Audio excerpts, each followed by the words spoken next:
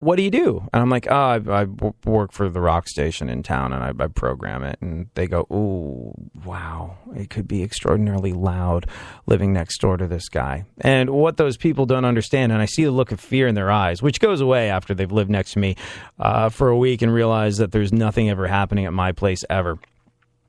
The thing that most people don't realize is that when your profession is a whole bunch of screaming and yelling and loud rock bands and lots of people all the time, when you're done with that on the weekend, I don't know about the other people that do what I do, but I just want none of that. I want to go home and I want to lie face down in my living room carpet and move as little as possible, except for maybe when I go do that restorative thing, watching water. And I want to have a quietest time as possible. I hate living around people my age. Like my ideal neighborhood, the median age is probably about 62, pre-retirement, meaning they're old and retiring, but they're not at home, so they don't do the pop-in. You know, like that's really, I think, the ideal neighbor to have. Somebody old so that they're not loud and they're not obnoxious, but also they're still at work so they're not constantly coming over.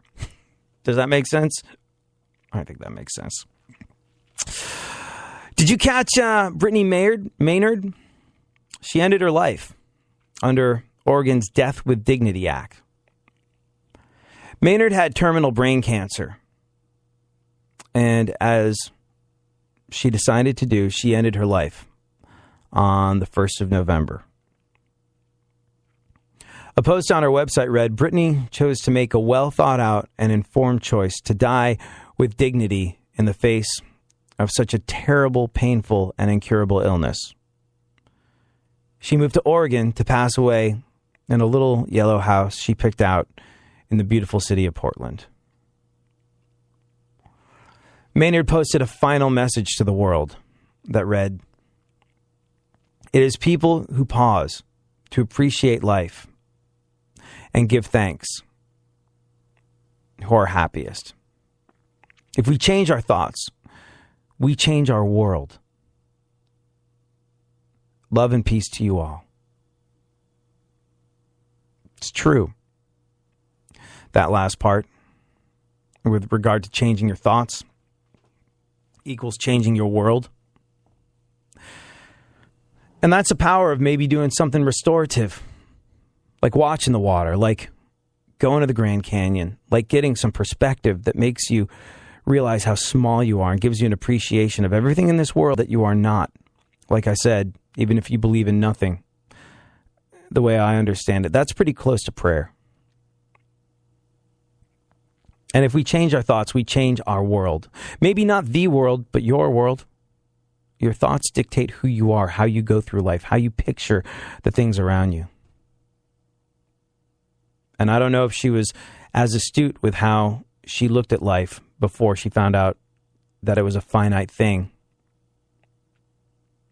But she definitely got some clarity when she realized that her time was going to be up.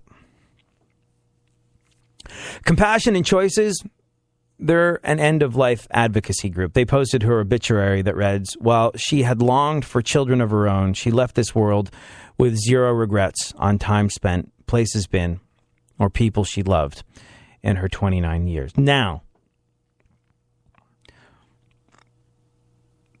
the death with dignity thing, assisted suicide, the Kevorkian-esque theories, and the decision to take your own life. That's something that we don't have nearly enough time to get into. And it's almost pointless getting into it because, well, it's a very individual thing that I can't possibly hope to understand. I can't imagine that I would ever choose to end my own life, no matter how much pain I was in. But that's without experiencing the pain. So I'm not going to even begin to step out on that precarious limb of debating what's right and what's wrong in that particular situation. It's not something that we have time for today and not something that we can come up with an answer to. But when you get the opportunity,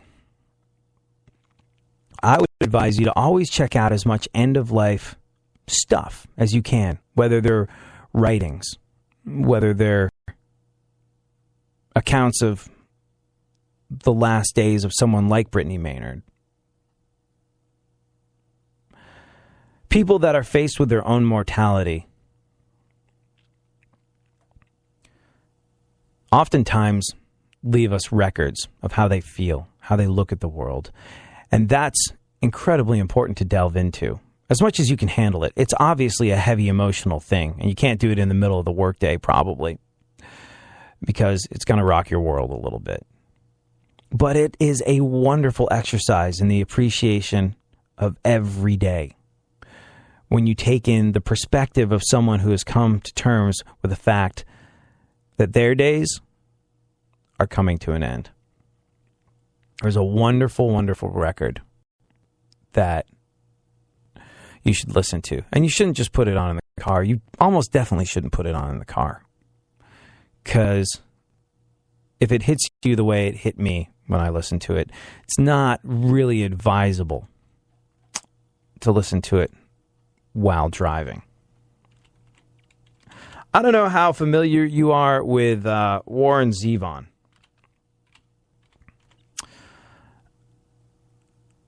Or his work, or if you're even particularly a fan of his work.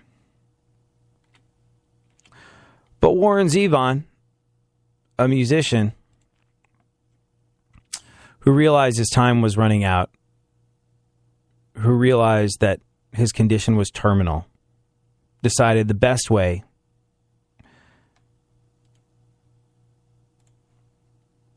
to say everything that he wanted to say to the people that matter the most to him, or by the best way to say these things was by making a record. And he made an album called The Wind.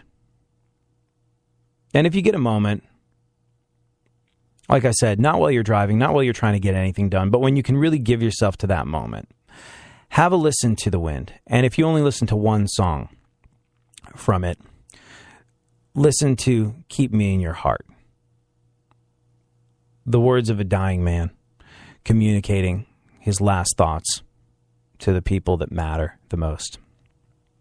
Shadows are falling, and I'm running out of breath. Keep me in your heart for a while. If I leave you, it doesn't mean I love you any less. Keep me in your heart for a while. Thank you so much. I'll be back tomorrow. We'll do it all over again.